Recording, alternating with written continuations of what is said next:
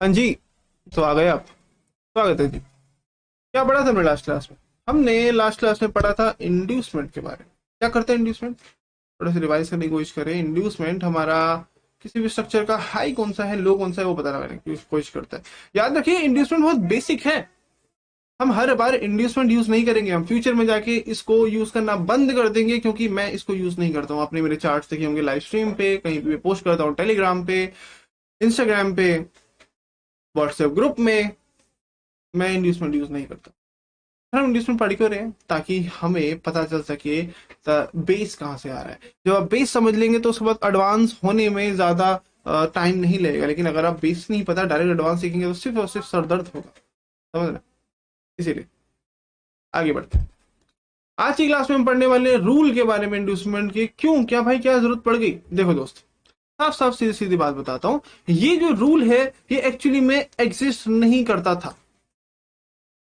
जो भी कॉन्सेप्ट हैं इंड्यूसमेंट के, इससे रूल हमारा एग्जिस्ट नहीं करता था। बट मैंने पर्सनली अपने 6-7 सालों के एक्सपीरियंस से ये चीज पता लगाई है, कुछ ढूंढी है कि असली में एक ब्रेक ऑफ स्ट्रक्चर कैसे हो रहा है, हम कैसे फेक से बच सकते हैं।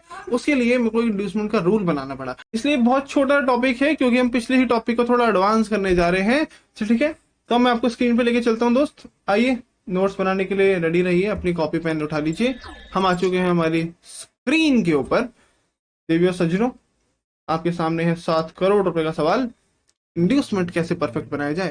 देखिए दोस्त, आईडीएम जो हमने पढ़ा था एक पुल बैक होता है। आई थिंक रिवाइज करने की जरूरत नहीं, क्योंकि आप पिछली क्लास दोबारा जाके देख सकते हैं। इसका एक रूल है। एक्चुअली में हर एक चीज का एक रूल होता है। याद है हमने ब्रेक ऑफ स्ट्रक्चर का भी रूल पढ़ा था। रूल ये था, ब्रेक ऑफ स्ट्रक्चर के वैलिड बनाने के लिए आपको चाहिए बॉडी क्लोजिंग। याद है? यस, बिल्कुल याद है आपको। वैसे ही इंड्यूसमेंट को वैलिड बनाने के लिए उसका रूल है कि उसको भी चाहिए बॉडी क्लोजिंग। लेकिन वहां नहीं जहां आप सोच रहे हैं। कहां सोच रहे हैं मैं बताता हूँ। आप ये सोच रहे हैं कि आपका ये पुल बैक बना, आपका ये इंड्यूसमेंट था, जब इसको मार्केट लेने आएगी यहाँ पे मेरी भाई विक नहीं, मेरे को बॉडी मिलनी चाहिए। आप ये बोल रहे हैं नहीं दोस्त, यहाँ विक मिले या यहाँ बॉडी मिले उससे फर्क नहीं पड़ता, क्योंकि ये रूल नहीं है। रूल ये है कि जो भी आपने इंड्यूसमेंट बनाया है दोस्त, यहाँ पर उसका जो हाई है, मैं बुलिश केस की बात कर रहा हूँ, हाई या फिर लो कुछ भी हो सकता है। जैसे कि इंड्यूसमेंट यहाँ पे बना है, ये पुल बैक यहाँ पे, तो आया कहां से? ये एक्चुअली में आया यहाँ से है ना? यहाँ से आया, ये इसका पिछला हाई है। अगर ये वाला पिछला वाला हाई अगर इधर जाके टकराएगा, वो इधर बॉडी हुई मेरे कैंडल की, तो मेरा इंड्यूसमेंट वैलिड है, नहीं तो नहीं। विक नहीं होनी चाहिए, बॉडी होनी चाहिए। वही स्वीप वाला कॉन्सेप्ट है, अगर विक के बाद जस्ट बॉडी है तो आप इसे वैलिड मान सकते हैं, नहीं तो नहीं मान सकते। ठीक है, अब ये देखो चार्ट में, इधर ड्राइंग में समझाना मुश्किल है, मैं आपको सीधा चार्ट पे लेके चलता हूँ और आपको समझाता हूँ मैं किस चीज की बात कर रहा हूँ। देखिए, ये वही चार्ट है जिसको हम अच्छे से सॉल्व करने बैठे हैं। हमारा जो फर्स्ट स्ट्रक्चर ब्रेक है वो यहाँ पे है, मेरा जो इंड्यूसमेंट मिला था वो यहाँ मिला था, इसके पीछे लो कंफर्म हुआ था। बट क्या गारंटी है ये लो सही है या नहीं? रूल क्या है? रूल है बॉडी क्लोजिंग का। वो कैसे पता करेंगे दोस्त, मैं बताता हूँ आपको। जो भी आपका पुल बैक है, ये आपका पुल बैक है, ये आपका पुल बैक है, जिसने इंड्यूसमेंट इसी को लिया है। ये जो पुल बैक का लो है, क्या मेरा जो ये पुल बैक का लो बॉडी पे टकरा रहा है या विक पे टकरा रहा है? ये है मेरा इंड्यूसमेंट। अगर ये मेरा यहाँ पर बॉडी पे टकरा रहा है तो मैं कह सकता हूँ कि okay, this inducement is my correct inducement.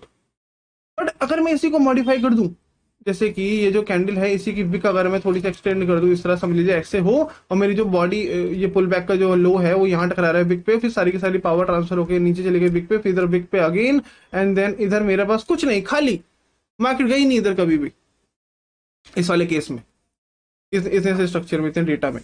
तो इसका मतलब ये है कि ये मेरा इंड्यूसमेंट अब वैलिड नहीं है, क्योंकि इंड्यूसमेंट को वैलिड बनाने के लिए उसके हाई या फिर लो के पास जहां से पुल बैक निकल के आया उसका पिछला हाई या फिर लो, हमें एक बॉडी क्लोजिंग चाहिए ही चाहिए होती है। लेकिन यहाँ नहीं है, तो ये इंड्यूसमेंट गलत है। इस केस में क्या होगा, इंड्यूसमेंट शिफ्ट हो जाएगा पीछे वाले पुल बैक पे।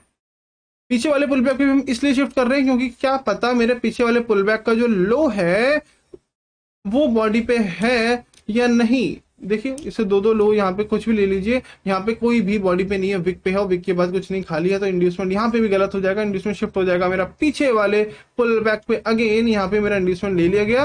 और इसका मतलब क्यों ले लिया गया, क्योंकि जो पिछला पुल बैक यहाँ से निकल के आया है, आपको नजर आ रहा होगा, ये जो पुल बैक है ऐसे निकल गया है, तो ये जो लो है क्या ये बॉडी पे है या विक पे है? करेक्ट, ये बॉडी पे है। ये ब्रेक ऑफ स्ट्रक्चर नहीं लिखेंगे, बस हम मेजर कर रहे हैं, लाइन बनाने की जरूरत नहीं है, बस इमेजिनरी देख लो कि भाई इधर बॉडी पे है तो इंड्यूसमेंट वैलिड है। ये है रूल। आगे बढ़ते हैं। ये वाला स्ट्रक्चर ब्रेक हुआ, ये मेरा इंड्यूसमेंट था। क्या क्या सबूत है इंड्यूसमेंट का? जो हाई है वो ठीक है, ये इंड्यूसमेंट ठीक है। कैसे पता करेंगे? Pull back. कहां से आया मेरा पुल बैक? ये ऊपर गया था, नीचे गया था, ये ऊपर गया था, ये मेरा पुल बैक था, तो इसका हाई यहाँ पे है। इससे कंपेयर करेंगे कि क्या इधर हमको बॉडी मिल रही है, विक मिल रही है। दोस्त मुझे यहाँ पर विक मिल रही है, लेकिन जस्ट विक के बाद एक बॉडी है, तो ये इंड्यूसमेंट वैलिड है। समझ गए? इन सब लाइन को ड्रॉ नहीं करेंगे, बस आपको सिखाने के लिए बता रहा हूँ।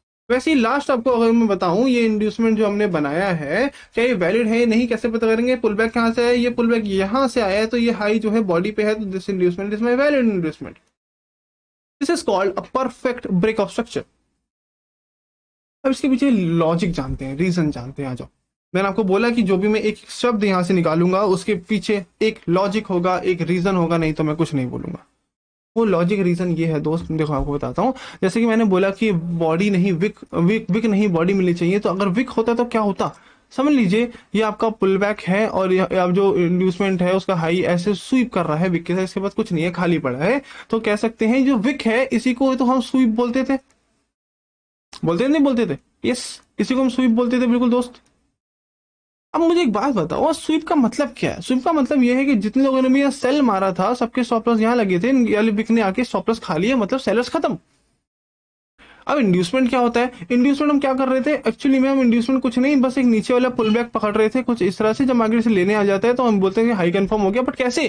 क्योंकि जिन लोगों ने यहाँ से बाय लिया था एक्चुअली में उनके स्टॉप लॉस लगे थे इसके नीचे, हमारी कैंडल इंड्यूसमेंट के बहाने नीचे आती है, उनके स्टॉप लॉस खा जाती है। तो यहाँ पे ऊपर सेलर्स भी गए, नीचे बायर्स भी गए। जब मार्केट में बायर्स भी नहीं बचेंगे, सेलर्स भी बचेंगे, दोनों खाली हो जाएगा, तो मार्केट क्या करेगी? रेंज करेगी। और मार्केट रेंज थोड़ी करती है दोस्त, मार्केट तो ट्रेंड होते हैं, मार्केट तो ट्रेंड ही होती है, ऊपर या नीचे।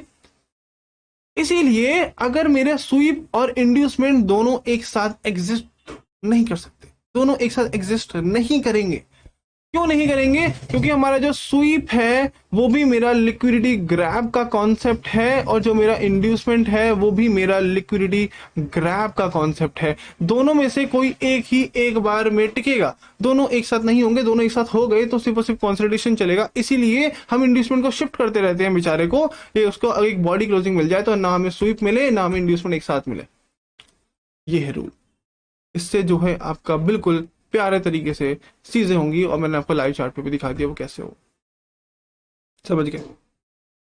इतना था इस वाली क्लास के लिए। अब आपका मार्केट स्ट्रक्चर लगभग लगभग कंप्लीट हो चुका है, आप मास्टर बन चुके हैं अगर आपने अच्छे से खुल के प्रैक्टिस करी है तो।